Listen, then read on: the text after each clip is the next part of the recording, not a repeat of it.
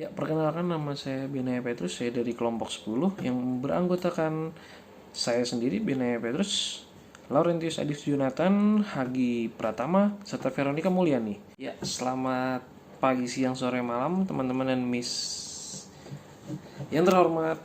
Pada kali ini, saya akan mempresentasikan kasus pelanggaran kode etik.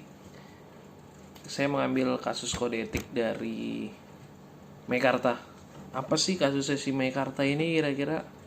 Kasusnya Meikarta ini kalau saya baca dari beberapa berita sih, baca dari lumayan banyak berita, bahkan YouTube pun saya tonton. Jadi kasusnya ini sebenarnya dia menjual unit. Kan biasanya kalau misalnya kayak apartemen gitu sebelum jadi udah dijual unitnya, biar apa, biar harganya tuh rendah gitu, jadi orang juga banyak tergiur gitu loh. Jadi si Meikarta ini sebelum unit ini kasus tahun 2017 ya. Sebelum unitnya ini dibuat, sebelum unitnya dibuat atau saat masa pembangunan, si Meikarta ini udah mulai menjual unitnya. Nah, akhirnya dijual lah salah satu unit yang terkena dampak masalah ini. Ada banyak masalah seperti kayak misalkan perizinan.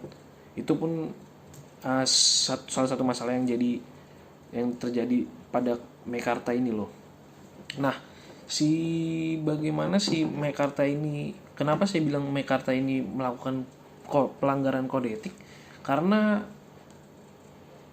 jadi kita cerita dari awal dulu ya. Kasusnya ini sebenarnya apa sih gitu. Jadi dari awal dulu. Sebenarnya dari awal ini si Meikarta ini dia menjual unit yang belum dibangun, bukan belum dibangun, masih dalam tahap pembangunan. Ya tadi seperti yang saya jelasin di depan, kalau misalnya unit masih tahap pembangunan itu biasanya harganya turun. Jadi banyak banget orang yang pengen beli gitu. Jadi ya lumayan banyak tergiur. Akhirnya ada beberapa konsumen yang tergiur untuk membeli unit di Meikarta ini. Oke, singkat cerita unit sudah terjual kepada konsumen, namun beberapa beriringnya berjalannya waktu, si Meikarta ini unitnya ini nggak selesai gitu teman-teman. Ini konsumen juga bingung kan, kenapa sih ini nggak kelar-kelar kan, lama banget nih soalnya nih, gue udah bayar kagak kelar-kelar nih. Jadi ya bingung juga lah pasti ya, kayak kita beli sesuatu terus barangnya nggak tahu kemana, hilang aja gitu. Nah, ini yang konsumen yang jadi masalah di sini, yang konsumen pertanyakan tuh itu. Di mana sih unitnya? Unitnya seperti apa gitu loh. Soalnya masa pembangunan juga lama banget, nggak jadi-jadi. Ya karena satu dan lain hal gitu yang saya bilang tadi, yang kayak di awal itu. Kayak misalkan masalah perizinan pembangunan gitu. Akhirnya si konsumen pun udah kelamaan nunggu.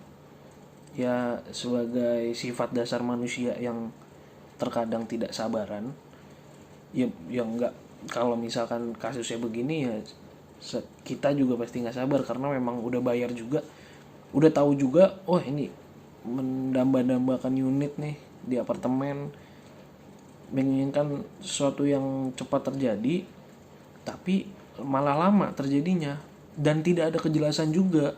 Kayak pihak Meikarta ini pun juga nggak tahu gitu loh, ini mau diarahin kemana gitu, ke konsumen juga nggak dikabarin apa yang terjadi, gini juga nggak. Nah, akhirnya si konsumen ini minta uang balik. Kenapa mereka minta uang balik? Ya karena tadi ini udah nggak jelas nih proyek nih, kira-kiranya kayaknya udahlah, akhirnya minta uang kembali aja. Cuman si pihak Meikarta ini nggak dia nggak mau mengembalikan uang. Dia menjanjikan relokasi unit. Relokasi unit itu apa sih? Jadi relokasi unit itu kayak perpindahan unit gitu, kayak ini mau dipindahin ke unit yang ini aja, jadinya ganti unit lah, istilah gampangnya ganti unit. Akhirnya itu yang dijanjikan oleh pihak Meikarta sendiri. Namun apa yang terjadi? Tidak terrelokasikan juga.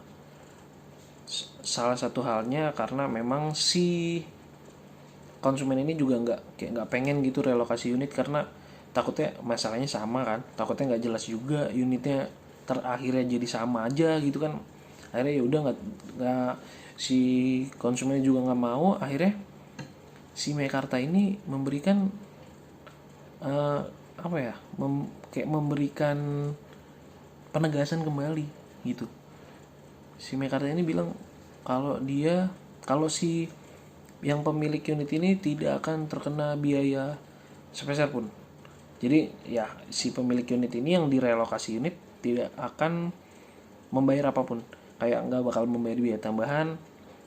Itu yang dibicarakan oleh pihak Mekarta kepada konsumen di awal, perjanjian awal gitulah istilahnya. Namun apa yang terjadi? Ternyata seiring berjalannya waktu turunlah surat perjanjian kepada konsumen. Apa sih isinya nih kira-kira nih? Iya, udah tahu kan jawabannya, tidak terelokasikan juga.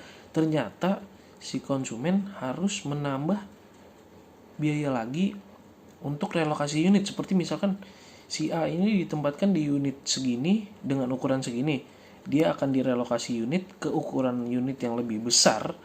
Pada akhirnya harga unit dia dikurangi oleh harga unit baru, sehingga uang yang kurang itu harus dibayarkan kayak penambahan biaya gitu, karena unitnya lebih besar yang dipindahkan, yang direlokasikan itu unitnya lebih besar. Akhirnya si pihak Mekarta ini gak mau rugi juga kan. Akhirnya dia ya udahlah, suruh tambahin biaya aja kali ini. Sebenarnya itulah yang nggak benar. Karena apa? Di perjanjian awal mereka ini udah membuat perjanjian bahwa udah diomongin lah ya, udah didiskusiin bahwa mereka akan mendapatkan relokasi unit serta tidak mendapat biaya tambahan. Namun malas di surat perjanjian malah si konsumen ini dikenakan biaya tambahan.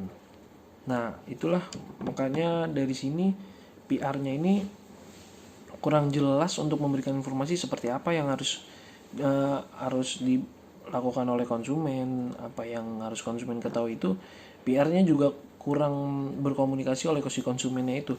Akhirnya terjadi miskomunikasi, akhirnya si PR-nya itu sendiri ya dijatuhi hukuman.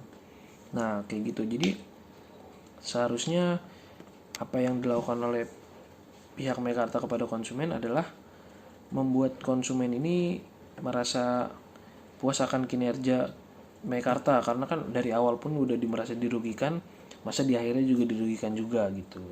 Nah, bagaimana sih kode etik PR yang benar, atau apa aja sih kira-kira kode etik ini masuk ke pasal-pasal nggak sih? Nah, itu akan dibahas oleh teman saya selanjutnya.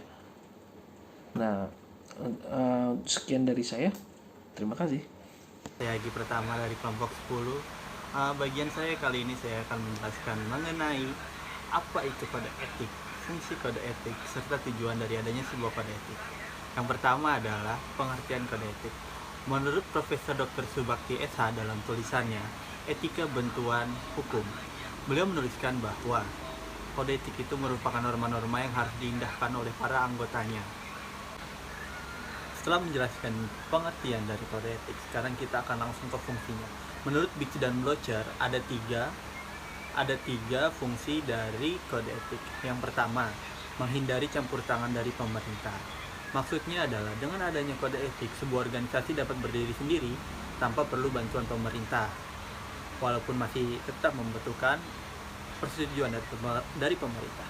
Yang kedua adalah untuk menghindari konflik internal yang terjadi dalam organisasi. Dengan adanya norma dan kaidah yang dibuat menjadi suatu kode etik akan menghindari terjadinya suatu konflik bagi para anggotanya.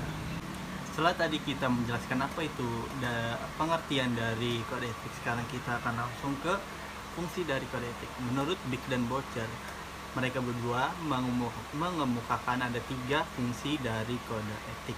Yang pertama adalah menghindari campur tangan pemerintah. Dengan adanya kode etik, suatu organisasi profesi dapat membuat peraturan mereka sendiri tanpa perlu campur tangan pemerintah, walaupun masih memerlukan persetujuan dari pemerintah.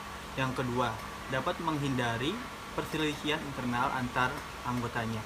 Karena dengan adanya kode etik dapat menjaga hubungan antar sesama anggotanya. Lalu yang ketiga adalah menghindari kesalahan praktik.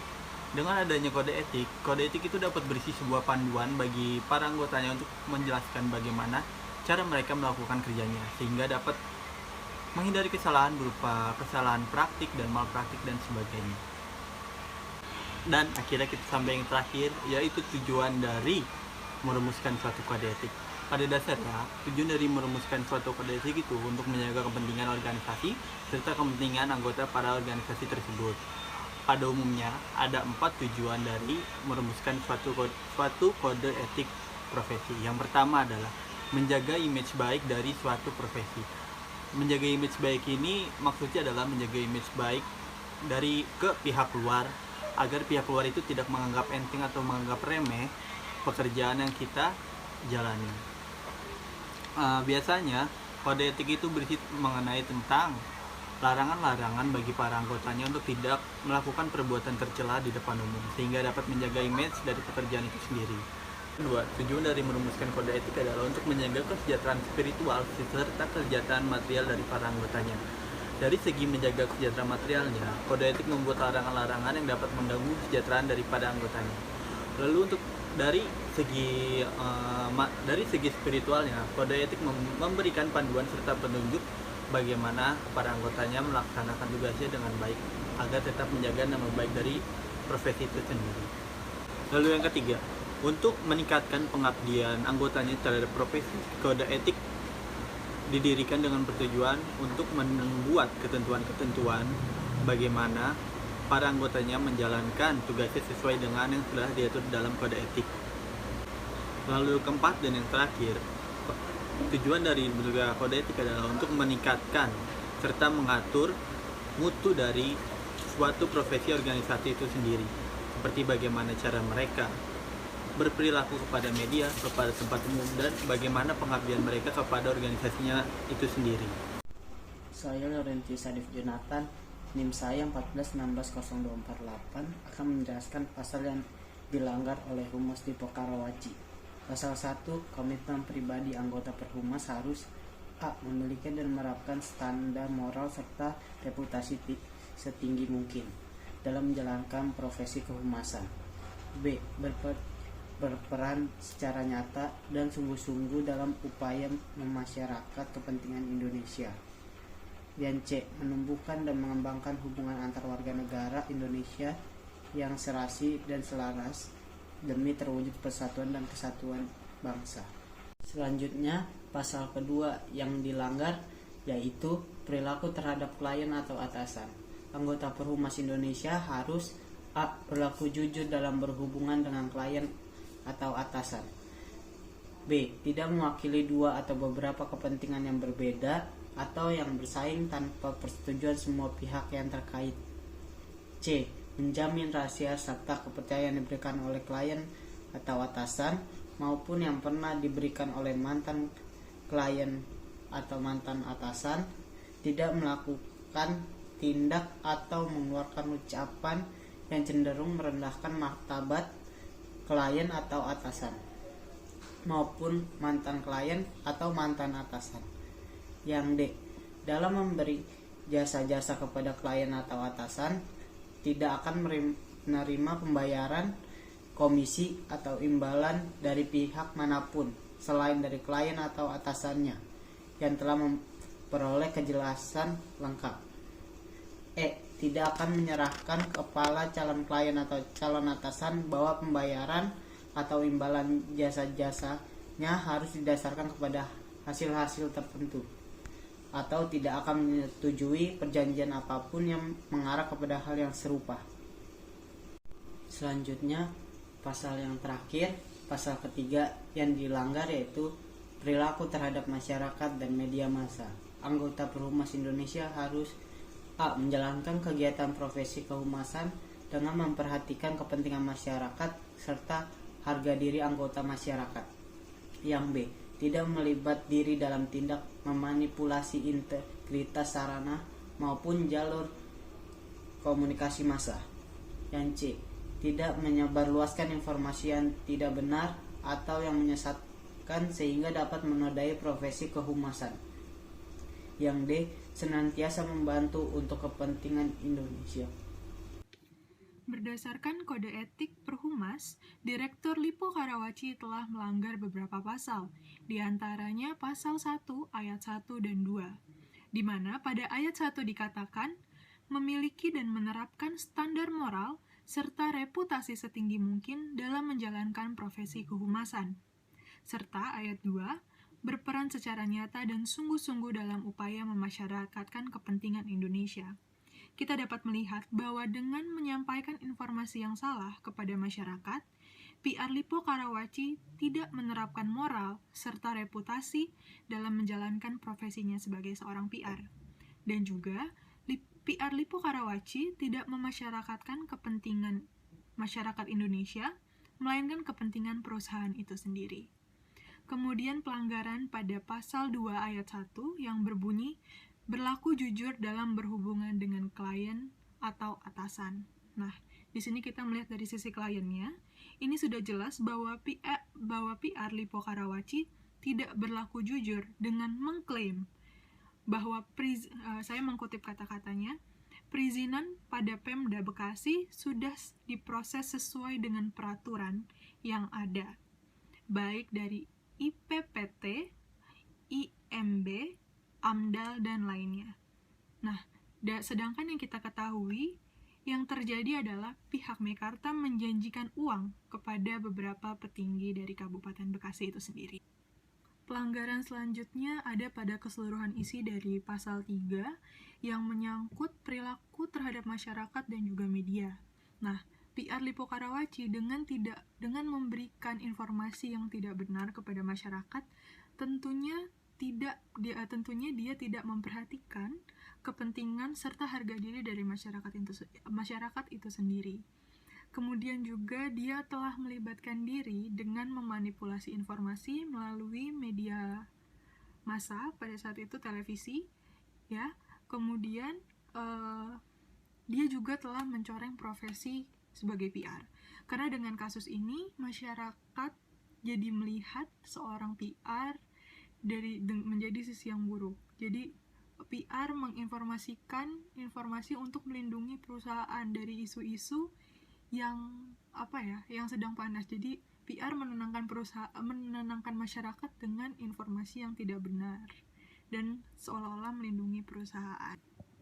Dari kasus ini sendiri, menurut kelompok kami melihat bahwa di sini sebenarnya cukup sulit karena tugas PR adalah menjembatani antara perusahaan dan juga masyarakat dengan citra yang baik.